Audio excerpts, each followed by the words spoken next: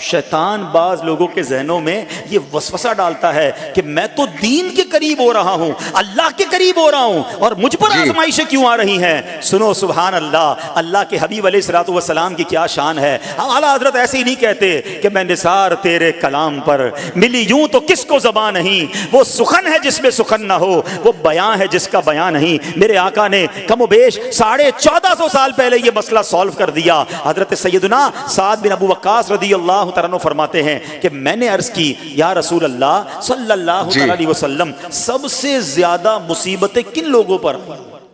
گلی مکا دی نا، پنجابی بچ کہتے ہیں نا، گالی بات ہی ختم کر دی۔ حضور یہ بتائیں سب سے زیادہ مصیبتیں کن لوگوں پر آئیں؟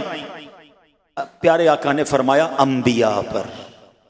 اللہ اکبر، اللہ کے سب سے قریب تو انبیاء ہیں نا، انبیاء پر، پھر ان لوگوں کے بعد جو لوگ بہتر ہیں، پھر ان کے بعد جو بہتر ہیں۔ سنو اب اگلا جملہ، بندے کو اپنی دینداری کے اعتبار سے مصیبت میں مبتلا کیا جاتا ہے۔ اگر وہ دین میں سخت ہوتا ہے اس کی آزمائش بھی سخت ہوتی ہے، اگر وہ دین میں کمزور ہوتا ہے تو اللہ عز و جل اس کی دینداری کے مطابق اسے آزماتا ہے۔ بندہ مصیبت میں مبتلا ہوتا رہتا ہے یہاں تک کہ اس کے دنیا میں ہی اس کے سارے گناہ بخش دیے جاتے ہیں۔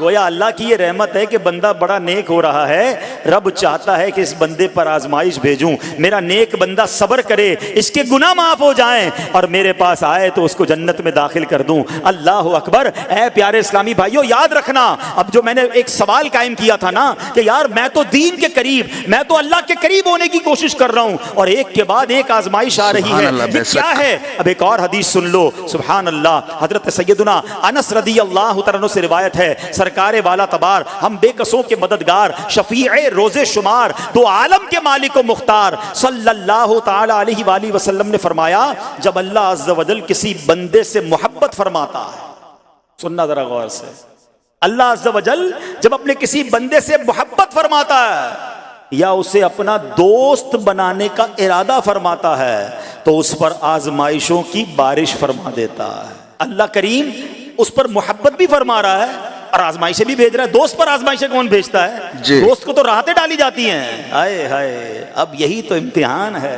یہی تو چیک ہے۔ سنو، نبی پاک فرماتے ہیں جب اللہ اس پر آزمائش بھیجتا ہے نا، وہ بندہ اپنے رب کو پکارتا ہے، اے میرے رب عز و جل، تو اللہ فرماتا ہے میرے بندے تو جو کچھ مجھ سے مانگے گا میں تجھے عطا فرماؤں گا، تو جلد ہی تجھے دے دوں گا اور اسے تیری آخرت کے لیے ذخیرہ کر دوں گا۔ سبحان اللہ۔ یعنی اللہ والوں کو آزمایا جاتا ہے، ان کے درجات بلند کیے جاتے ہیں، ان کے گناہ معاف کیے جاتے ہیں۔ تو اے میرے پیارے اسلامی بھائیوں، کبھی بھی یہ ذہن میں خیال مت لانا کہ یار میں دین میں قریب آ رہا ہوں، میری آزمائشیں بڑھ رہی ہیں، سمجھ لو امتحان شروع ہو گیا ہے، ٹیسٹ شروع ہو گیا ہے، اب اس ٹیسٹ میں مجھے کامیاب ہونا ہے اور اللہ کے مزید قریب جانا ہے۔ زندگی میں جو گناہ ہو گئے ہیں یہ میرے گناہوں کا انشاءاللہ کفارہ بن جائے گا، میرے درجات کی بلندی کا سبب بن جائے گا۔ اللہ سے عرض کرنا، اے مولا میں تیری رضا پر راضی، میں تیرے فیصلوں پر راضی، اب تک جو دیا تھا تو نے دیا تھا، یہ سب کچھ تیرا ہے، اے رب جب تو واپس لے گا میں اس پر راضی۔ جب یہ ثابت قدمی نصیب ہو گئی پھر دیکھو غیب کے خزانوں سے کیسا آپ کے دل پر سکینہ اترے گا، پھر کیسا آپ پر رحمتوں کا نزول ہوگا۔ تو اے میرے پیارے اسلامی بھائیوں، مصیبتیں آ چکی اور آنے بھی والی ہیں، پہلے ذہنی طور پر تیار رہنا، مگر صبر کرنا۔ یہ چند دنوں کی، چند گھنٹوں کی، چند لمحوں کی مصیبت ہے مگر یہ تمہارے درجات کو بلند کر دے گی۔ رب کریم صبر کرنے والوں کو پسند فرماتا ہے۔ دیکھ لیا ویڈیو میرے بھائی، بہت ہی اچھا ویڈیو ہے اور اس ویڈیو کا شیئر کرنا، اور اگر پہلی بار یہ ویڈیو دیکھ رہے ہو تو اپنے بھائی کو سبسکرائب کر لیا۔ میرا